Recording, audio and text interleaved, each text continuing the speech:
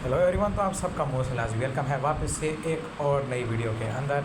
तो देखिए अब आप फिर यही सोच रहे होंगे भाई कि अब आज कौन सी वीडियो मैं लेकर आ चुका हूँ। भाई एशिया कप तो ख़त्म हो चुका है, तो मैं आप लोगों को आगे का सिनेरियो समझा देता हूँ कि अब इस एशिया कप के ख़त्म हो जाने के बाद आगे मेरे कौन कौन से कंटेंट्स आने वाले हैं। तो अब देखो ऑब्वियसली आप सबको पता ही है भाई कि जब भी कोई टूर्नामेंट खत्म होता है तो उसके बाद फिर मैं इंटरनेशनल क्रिकेट सीरीज़ को दोबारा रिज्यूम कर देता होता हूँ, इतना आपको पता ही होगा। तो आज की वीडियो में मैं वो करने वाला हूँ और साथ मैंने जो है भाई अभी जो पिछले कुछ दिनों से मैं वीडियो नहीं डाल रहा था, वो वैसे ही मैं थोड़ा सा यूट्यूब से रेस्ट लिया था, थोड़ा सा मैं रेस्ट लेके साइड हो गया था। मैंने कहा कुछ दिनों बाद वीडियो बनाऊंगा, तो आज फाइनली आया हूँ मैं वीडियो बनाने के लिए।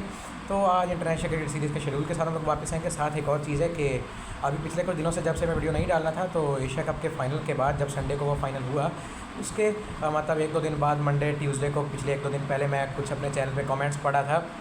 अपने चैनल पे वैसे ही मैं स्क्रॉलिंग कर रहा था, अपनी वीडियोस देख रहा था, पुरानी अपने कमेंट्स पढ़ा था। उसके अंदर मुझे एक कमेंट नज़र आया जिसके अंदर भाई लिखा हुआ था GCA गेमर्स नाम का एक था। तो GCA गेमर्स नाम का एक बंदा था, उससे लिखा हुआ था भाई कि जो फाइनल मैच हुआ था एशिया कप 2025 का इंडिया वर्सेस पाकिस्तान, उसके रिव्यू पर वीडियो बनाओ। अब ये फाइनल मैच जितना बकवास हुआ था, जितना मूड ख़राब करने वाला मैच हुआ था, मेरा तो बिल्कुल मूड नहीं था कि मैं इस पर वीडियो बनाऊंगा कोई। लेकिन अब क्योंकि एक बंदे ने मुझे रिक्वेस्ट किया है तो मुझे सिर्फ एक बंदे का ही कमेंट आया भाई कि मतलब फाइनल के रिव्यू पर वीडियो बनाओ। तो मतलब कोई बहुत सारे बंदों का कमेंट नहीं है, सिर्फ एक ही बंदे का कमेंट है। तो मैंने सोचा उस एक बंदे की बात को मान ही लेते हैं फिर। तो सिर्फ उस बंदे के खातिर GCA गेमर्स, उसका मैंने कमेंट पढ़ा था, उसको मैं शॉर्ट आउट भी दूंगा जल्दी। सिर्फ उसकी खातिर मैं इंडिया वर्सेस पाकिस्तान के एशिया 2025 के फाइनल पर आज की वीडियो में डिस्कशन भी करूँगा। एंड भाई डिस्कस करेंगे भाई कि हमसे कहाँ गलतियाँ हुई, हमने क्या किया, मतलब क्या हमने फजूल हरकतें की मैच में, सारी वो भी डिस्कस कर ही लेंगे। सिर्फ एक बंदे कहने पे आज मैं वो काम भी करूँगा और इंटरनेशनल क्रिकेट सीरीज़ का शेड्यूल भी जान लेंगे। सबसे पहले फाइनली ज़रा आप लोग एक चीज़ क्लियर कर दूँ कि खैर खैरियत से पूरी तरीके से अपनी बेइज्जती करवा के एशिया का 2025 का ये टूर्नामेंट दी एंड पे आता है। For the first time in 41 years India versus Pakistan का फाइनल एशिया कप में देखने को मिला। एंड इंडिया ने एशिया कप को T20 फॉर्मेट में पहली दफ़ा जीता एंड एशिया कप का 9th टाइटल अपने नाम किया। और एक हमारी पाकिस्तान की टीम है जो कि जीती ही नहीं है। खैर छोड़िए, तो इस मैच के बारे में भी आज पूरी तरीके से हमें डिटेल में बात करनी है सिर्फ एक बंदे के कहने पर। सबसे पहले जो इंटरनेशनल क्रिकेट सीरीज़ की आज मैं वीडियो लेकर आया हूँ, तो आज इंटरनेशनल क्रिकेट में दो मैचेस होने हैं। एक तो इंडिया वर्सेस वेस्ट इंडीज़ का एक टेस्ट मैच है एंड अफगानिस्तान वर्सेस बांग्लादेश का मैच होने वाला है। आज इंडिया वेस्ट इंडीज़ का मैच तो शुरू हो चुका है, तो उसका मैं वैसे आपको बता दूं कि उनकी दो टेस्ट की सीरीज़ होनी है एंड पहला टेस्ट का पहला दिन आज है और फिर दूसरा टेस्ट होगा 10 अक्टूबर से 14 अक्टूबर तक। तो बाकी टाइमिंग वगैरह नहीं मुझे पता, तो वो नहीं मैं बता रहा। अफगानिस्तान वर्सेस बांग्लादेश की सीरीज़ की बात करते हैं। इस सीरीज़ में बेसिकली अब अफगानिस्तान और बांग्लादेश दोनों की दोनों टीमें दुबई का टूर करेंगी एंड जाकर 3 T20 और 3 ODI की सीरीज़ खेलने वाली हैं। इस सीरीज़ का सबसे पहले 3 T20 और 3 ODIs होंगे एंड 3 T20s में से सबसे पहला T20 मैच सीरीज़ का आज खेला जाएगा, जो कि आज पाकिस्तान टाइम के मुताबिक रात 8 बजे, जबकि इंडियन टाइम के मुताबिक रात 8:30 पर, जबकि अफगानिस्तान के टाइम के मुताबिक शाम 7:30 पर, जबकि बांग्लादेश के टाइम के मुताबिक रात 9 बजे शुरू होगा। एंड ऐसे ही करके सीरीज़ के तीनों T20 मैच सेम टाइम में शुरू होंगे। पहला T20 मैच आज है, दूसरा T20 मैच कल यानी कि फ्राइडे 3 अक्टूबर को होगा एंड तीसरा और आखिरी T20 मैच संडे 5 अक्टूबर को खेला जाएगा। उसके बाद सीरीज़ के 3 ODIs होंगे। पहला ODI 8 अक्टूबर को, दूसरा ODI 11 अक्टूबर को, तीसरा और आखिरी ODI मैच 14 अक्टूबर को खेला जाएगा। तीनों ODI मैचेस पाकिस्तान टाइम के मुताबिक दोपहर 3, इंडियन टाइम के मुताबिक दोपहर 3:30 पर, अफगानिस्तान टाइम के मुताबिक दोपहर 2:30 पर, जबकि बांग्लादेश टाइम के मुताबिक शाम 4 बजे। और अगर दुबई के टाइम की बात करें तो जो T20 सीरीज़ के सारे मैचेस हैं वो दुबई के टाइम के मुताबिक शाम 7 बजे शुरू हो रहे हैं एंड जो सारे ODI मैचेस हैं वो दुबई के टाइम के मुताबिक दोपहर 2 बजे शुरू हो रहे हैं। तो खैर यहाँ तक ख़त्म करते हैं हम इंटरनेशनल क्रिकेट सीरीज़ की बात को। और अभी तो मैंने आप लोगों को एक और सच बताना है भाई कि ये मतलब जो अपना मैं मतलब एशिया कप का टूर्नामेंट के रेगुलर वीडियो सेशन को शुरू करने से पहले जो मैं पीछे यूट्यूब पे एक महीने तक, पूरे अगस्त के महीने जो मैं गायब रहा था, अभी तो आपके सामने मैंने वो सच भी खोलना है।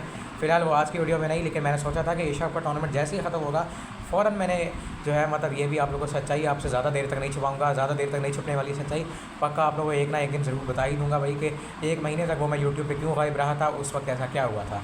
ज़्यादा देर आपसे वो नहीं छुपाऊंगा, जल्द बता दूंगा। अभी आज की वीडियो के लिए ठीक है। GCA गेमर्स भाई आपके कहने पर इंडिया पाकिस्तान मैच के फाइनल की डिस्कशन करते हैं। देखें मैच शुरू हुआ, इंडिया ने टॉस जीतकर पहले बॉलिंग ली एंड अब ना जब इंडिया ने बॉलिंग ले रही थी मैंने ना यही सोचा था कि भाई जो इंडिया वर्सेस पाकिस्तान का पहला मैच ग्रुप स्टेज में हुआ था ना, उसमें कैप्टन सलमान आगा को भी टॉस जीत कर ना पहले बॉलिंग ले लेनी चाहिए थी, क्योंकि पाकिस्तान सिर्फ वही जो ग्रुप स्टेज का मैच था ना, सिर्फ पाकिस्तान उसमें टॉस जीत पाया था, वरना सुपर 4 के मैच में भी इंडिया ही टॉस जीता एंड फाइनल में भी इंडिया ही टॉस जीता। तो क्या पता जब पाकिस्तान के पास उस वक्त टॉस जीतने का मौका था तब काश पाकिस्तान ने बॉलिंग ले ली होती। खैर उस मैच से इतना फ़र्क नहीं पड़ता। अब फाइनल मैच में बढ़ने से पहले आप लोगों को ये एक और चीज़ बताना चलूँ कि जो पीछे ग्रुप स्टेज के मैचेस हुए थे, जो सुपर 4 के मैचेस हुए थे, उनमें तो मैचेस को बॉयकॉट करने की बातें चल रही थी, लेकिन किसी तरीके से वो मैचेस देखे भी गए थे सबसे पहला मैच बहुत वन साइडेड हुआ था, इंडिया ने ईजिली जीत लिया। सेकंड मैच में हल्का सा थ्रिलिंग हो गया था, मतलब सेकंड लास्ट ओवर तक मैच चला गया था, हल्का सा थ्रिलिंग हुआ था, लेकिन उसमें भी इंडिया ने कंफर्टेबल जीत हासिल की थी क्योंकि अभिषेक ने रन मार दिए थे। अब फाइनल मैच पर आए तो उसके अंदर सूर्य कुमार यादव ने टॉस के टाइम पर ही एक ऐसी अनाउंसमेंट कर दी थी जो कि इंडियन फैंस के लिए काफ़ी ज़्यादा टेंशन वाली थी एंड हम पाकिस्तान फैंस के लिए एक अच्छी बात थी, एक अच्छी न्यूज़ थी। वो न्यूज़ ये थी कि हार्दिक पांड्या इंडिया वर्सेस श्रीलंका के उस इरेलीवेंट मैच के बाद, जो कि सुपर ओवर तक लिटरली वो मैच चला गया था, काफ़ी इरेलीवेंट मैच था लेकिन फिर भी वो मैच थ्रिलिंग और सुपर ओवर तक चला गया। उस मैच के दौरान ही हार्दिक पांड्या को थोड़ी सी निगल फील हो गई थी, हार्दिक पांड्या थोड़ी सी इंजरी का शिकार हुए थे। इस चक्कर में हार्दिक पांड्या को फाइनल के लिए रेस्ट दिया गया था। अब फाइनल के लिए हार्दिक पांड्या टीम का हिस्सा नहीं हो सकते थे। जस्ट लाइक 2023 का वर्ल्ड कप फाइनल, उसके अंदर भी नहीं हिस्सा ले पाए थे वो, और इंडिया वो फाइनल हार गया था। लेकिन तब ऑस्ट्रेलियन टीम सामने थी, इस बार सामने सिर्फ पाकिस्तानी थी। तो बिना हार्दिक पांड्या के भी ने शिवम दुबे को हार्दिक पांड्या समझ के शिवम दुबे से बैटिंग बॉलिंग करवाई एंड उसने अपने आप को प्रूव भी किया। खैर हार्दिक पांड्या इंजर्ड था, थोड़ी सी पाकिस्तान फैंस को खुशी आ रही थी भाई कि एक अच्छा प्लेयर नहीं खेलने वाला इनका, इंडिया की प्लेइंग 11 थोड़ी सी डिफरेंट दिखने वाली है, बट फिर भी उसे को फ़र्क नहीं पड़ा, जीता तो इंडिया ही। बट इंडिया कैसे कैसे जीता और डिस्कस कर लेते हैं। जब पाकिस्तान टीम बैटिंग पर आई तो जो पहला ग्रुप से वाला मैच था उसकी तरह तो पाकिस्तान का हाल नहीं हुआ। जो सबसे पहले पाकिस्तान का सुपर 4 का मैच हुआ था उसके अंदर भी पाकिस्तान पे ओपनर से उनको अच्छी स्टार्ट दी थी फ़खर जमाना साहिब फरहान ने, एंड इस अच्छी स्टार्ट के बाद पाकिस्तान की टीम ने सुपर 4 के मैच में भी 100+ रन कर लिए थे और उन्होंने एक विकेट ही गंवाया था। फिर बीच के मिड ओवर्स के अंदर पाकिस्तान ने थोड़े से विकेट गंवाए थे बट किसी तरीके से 170 स्कोर पहुँचा दिया था। बट इस बार तो पाकिस्तान टीम क्या करती है, पावर प्ले के अंदर थोड़ा माना पावर प्ले में स्लो खेलती है और उसके बाद आगे जाकर थोड़ा एक्सेलरेट कर देती है इनिंग को एंड 113 पे एक आउट होते हैं। बट गैस वर्ड के वहाँ से हम लोग 33 रन 9 विकेट के नुकसान पे कर देते हैं एंड स्पिनर्स लिटरली विकेट निकालना शुरू कर देते हैं। कुलदीप यादव तो लिटरली में एक ओवर में 3 विकेट ले जाता है, अक्षर पटेल वरुण चक्रवर्ती 2-2 विकेट्स लेके जाते हैं। तो कुल मिला के स्पिनर्स ने 7-8 विकेट निकाल दिए, बाकी एक आध विकेट बुमराह और शिवम दुबे ने निकाल दिए थे। बुमराह को पिछली दफ़ा हमने मैच में बहुत मार मारी थी, बुमराह को हमने 45 रन मारे थे 4 ओवर में, बुमराह ने हमसे वो बदला भी उतार लिया एंड 2 विकेट से मतलब बुमराह ने भी ले लिए एंड फिर उसके बाद हारिस को आउट करके वो ऐसे जेट क्रैश करने वाला ऐसे हमें साइन भी करके दिखाया, हमें चिढ़ाया भी पूरे तरीके से। एंड उसके बाद तो मानो कि मैच हमारे हाथ से जा ही चुका था। कैप्टन सलमान आगा ने भी परफॉर्म नहीं किया, सारे प्लेयर बारी बारी करके आउट हुए, बहुत बुरा कोलैप्स हुआ एंड पाकिस्तान हार्डली 146 रन नहीं कर पाई एंड लिटरली में। फिर उसके बाद तो मतलब सीन क्या था कि उसके बाद तो जब इंडिया बैटिंग पाई थी ना तो मुझे तो कोई उम्मीद ही नहीं थी। मैं तो कह रहा था भाई कि अगर तो अभिषेक आउट हो गया तो मैं मैच देख लूँगा, अगर अभिषेक थोड़ा बहुत भी 20-30 रन मार गया ना तेज़ी में तो फिर समझो कि ये मैच इंडिया जीत चुका है। तो मैं तो ये उम्मीद खो चुका था। मैंने बस शुरू की कुछ बॉलें देखी और मैंने देखा कि अभिषेक को थोड़ा सा स्टार्ट मिल रहा है, अभिषेक जिता देगा इनको। मैंने टीवी बंद किया, मैंने बस टीवी बंद किया ही था कि एकदम से पता चला भाई कि अभिषेक आउट हो चुका है और फिर उसका मैंने मैच लगा लिया। फिर मैंने कहा चलो देखते हैं आगे क्या होता है।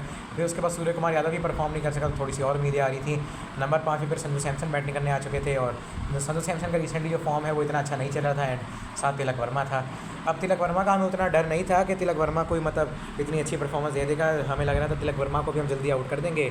बट तिलक वर्मा क्योंकि हमने अंडर एस्टिमेट किया और उसने 4 छक्के मारे, इतनी अच्छी इनिंग खेली, 69 रन ऑफ 53 बॉल्स और स्ट्राइक रेट कम था लेकिन स्लो खेल के इंडिया ने आराम से मैच जीता एंड इंडिया को उसी स्लो इनिंग्स की ज़रूरत थी और इंडिया को किसी चीज़ की ज़रूरत भी नहीं थी। उसके बाद बस तिलक वर्मा और संजू सैमसन की पार्टनरशिप बिल्ड हुई और उसके बाद अब संजू सैमसन जो है जब थोड़ा अच्छे तरीके से सेटल हो रहा था, थोड़े छक्के चौके लगा रहा था, तब हुसैन तलत ने उसका एक बहुत ज़रूरी कैच ड्रॉप किया।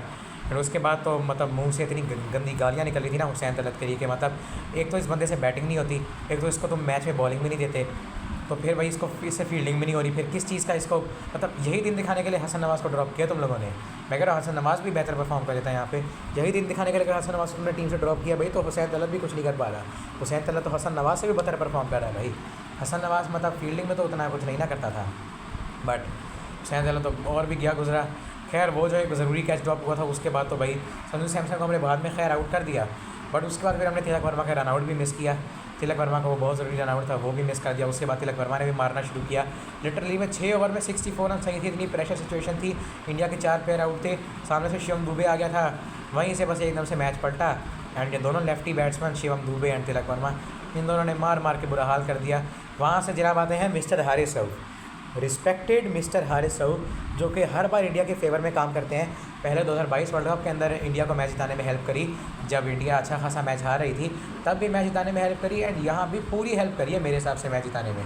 इंडिया को पूरी हेल्प करी, मेरे ओपिनियन में मैच जिताने में इंडिया को पूरी हेल्प करी हारिस रऊफ ने। 4 ओवर में एक तो अपनी 50 पूरी करी अच्छे तरीके से, साथ ही रिंकू सिंह से विनिंग फोर्स खाए, तिलक वर्मा से अच्छी तरीके से मार खाई, एंड साथ शिवम दुबे से भी मार खा ली। अब विराट कोहली रोहित शर्मा नहीं थे तो तिलक वर्मा शिवम दुबे से इनने मार खा ली भाई साहब ने। एंड ऑनेस्टली मैं बताऊंगा कि अगर हारिस रऊफ के रन्स को हटा दो तो बाकी सब बॉलर्स ने अच्छी बॉलिंग की थी। फ़हीम ने, शाहीन शाह अफरीदी ने, इन सब ने बहुत अच्छी बॉलिंग करी थी। साथ अगर तुम और उठा के देखो भाई तो अबरार अहमद भी इकोनॉमिकल था, ठीक ठाक बॉलिंग कर गया था, वो भी नॉर्मल था, अच्छी बॉलिंग कर रहा था। जो मेन था हारिस रऊफ, सिर्फ इसी की वजह से हम लोग मैच हारे हैं, एंड सब यही कह रहे हैं भाई कि हारिस रऊफ की वजह से ही मैच हारे हैं। सबका यही मानना है अभी के लिए, एंड मेरा भी यही मानना है। एंड थोड़ा सा देखें भाई तो हारिस रऊफ के साथ साथ थोड़ी सी गलती कैप्टनसी की भी है। खैर बाकी थोड़ा मैच में आगे डिस्कस करें तो हारिस रऊफ ने बहुत रन खा लिए उसके बाद, एंड खैर फिर भी बाद में जाकर फ़हीम अशरफ जब लास्ट ओवर डालने आया तो उसने एक और बड़ा ज़रूरी विकेट निकाल दिया। शिवम दुबे का विकेट फ़हीम अशरफ ने हमें ला के दे दिया, बट कुछ भी अनाउंस नहीं था क्योंकि उसके बाद तिलक वर्मा ने सीधा घुमा के हारिस रऊफ को 6 मारा, फिर उसके बाद मैच हमारे हाथ से निकल चुका था। एंड अब ज़रा बात करते हैं भाई कि पाकिस्तान टीम ये मैच कहाँ हारी। पहली चीज़ जो हमारा बैटिंग कोलैप्स हुआ वो सबसे बड़ा मेन फैक्टर था भाई, जहाँ पर अब मैच पूरे तरीके से अपने हाथों से निकाल चुके थे। दूसरी चीज़ जब तिलक वर्मा का हमने रन आउट मिस किया। तीसरी चीज़ जब हमने संजू सैमसन का कैच आउट मिस किया। या फिर चलो संजू सैमसन का वो कैच आउट हटा भी है तो तिलक वर्मा का वो रन आउट जो मिस किया वो सबसे बड़ा फैक्टर था। 2 चीज़ें तो ये हो गई। तीसरी चीज़ सबसे बड़ी वही प्रॉब्लम लगी थी भाई कैप्टनसी के अंदर, कि मतलब कैप्टनसी में मुझे प्रॉब्लम ये लगी थी भाई कि हुसैन तलब से जो है मतलब एक तो तुमने बिल्कुल ओवर नहीं करवाया और ऊपर से मोहम्मद नवाज से ओवर पूरे नहीं करवाए, एंड हारिस रऊफ को लास्ट ओवर्स के लिए बचा के रखा, शाहीन को लास्ट ओवर्स के लिए बचा के ही नहीं रखा। शाहीन से 17th ओवर पहले ही डलवा दिया, एंड लास्ट ओवर के लिए हारिस रऊफ को बचा लिया। हारिस रऊफ को पावर प्ले में ओवर करवाने चाहिए थे। हारिस रऊफ और फ़हीम अशरफ मिलकर पावर प्ले में ओवर डालते। यार हारिस रऊफ शुरू में जितनी मार खा लेता ना, शाहीन शाह अफरीदी उस सारे मतलब मार पीट को कवर कर लेता है, क्या पता मैच में कुछ डिफरेंस हो जाता है। शाहीन शाह अफरीदी लास्ट के ओवर डालता है, मैच में कुछ डिफरेंट हो सकता था, बट सलमान आगा ने इस बारे में कुछ सोचा ही नहीं। एंड भाई ये सब भी छोड़ो, नवाज़ को ओवर्स पूरे क्यों नहीं करवाया यार। लिटरली भाई बैटिंग और बॉलिंग दोनों से नवाज़ रिसेंटली कितना अच्छा परफॉर्म करता आ रहा है। आज बैटिंग से परफॉर्म नहीं कर पाया तो उसने बॉलिंग से कर देना था भाई परफॉर्म। पिछले कुछ टाइम से नवाज़ यही करता आ रहा है भाई कि बैटिंग से परफॉर्म नहीं करता था, बॉलिंग से करता था। बॉलिंग में मार खाता था तो बैटिंग में थोड़े रन बना जाता था भाई, जैसे उसने पिछले कुछ मैचेस में किया था। पर भाई आज उसके साथ खुद ही नाइंसाफ़ी करी भाई, तो एक ही ओवर से डाला और ऐसे एक ओवर में भी उसने कुछ इतने कोई 10-15 रन नहीं उसने खाए थे इस एक ओवर में, जो उसको बाद में ओवर ही नहीं दिया। मेन प्रॉब्लम कप्तानी में इन्हीं सब चीज़ों में थी जिस वजह से पाकिस्तान को ये मैच कॉस्ट किया। रिंकू सिंह ने विनिंग रन मारे, इंडिया कप और मतलब इंडिया ने एशिया कप का 9th टाइटल अपने नाम किया। पाकिस्तान की बुरे तरीके से बेइज्जती करी, ट्रॉफ़ी के बिना सेलिब्रेशंस भी कर ली, एंड मोहसिन नकवी की भी बेइज्जती कर दी, उनसे ट्रॉफ़ी भी नहीं ली। एंड ठीक है GCA गेमर्स भाई, आपके कहने पे मैंने ये फाइनल मैच की डिस्कशन कर लिया भाई। क्या था इस फाइनल मैच में? कुछ भी नहीं था भाई गेमर्स भाई, तो कुछ भी नहीं था भाई। देखो इस मैच के अंदर हम लोग बुरे तरीके से हारे हैं, एंड ठीक है अभी के लिए भाई मैच के बाद हमारे प्लेयर्स बहुत दुखी लग रहे थे, हम उल्टा उनको और क्रिटिसाइज़ कर रहे हैं। ठीक है अभी के लिए कुछ नहीं कहते। पाकिस्तान टीम का अगर आगे का अपकमिंग शेड्यूल में बताऊं तो अब हम लोग साउथ अफ्रीका से 2 टेस्ट, 3 ODI और 3 T20 की सीरीज़ खेलेंगे।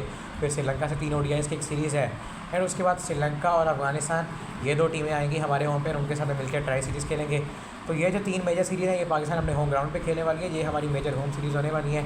इन होम सीरीज़ में लुक फॉरवर्ड करते हैं, देखते हैं आगे क्या बनता है। एंड मैं आपको एक चीज़ क्लियर कर दूं कि आगे आने वाली कुछ वीडियोस के अंदर मैं आप लोगों से वादा करता हूँ कि पक्का से पक्का अब एशिया कप ख़त्म हो चुका है तो अब मेरी सारी मसरूफियत ख़त्म हो गई है, तो अब मैं आप लोगों को ये ज़रूर क्लियर कर दूँगा कि पिछले 1 महीने से अगस्त के पूरे महीने में यूट्यूब पे क्यों नहीं रहा, मैं कहाँ गायब रहा। अब मेरा आपसे वादा है कि मैं ये चीज़ आपको ज़रूर क्लियर करने वाला हूँ। अब मैं हर चीज़ से फ्री हूँ तो ये क्लियर करके ही जाऊँगा। एंड अब ठीक है एशिया कप ख़त्म है तो international cricket series will be back again. मिलते हैं नेक्स्ट वीडियो में, तब तक के लिए गुड बाय।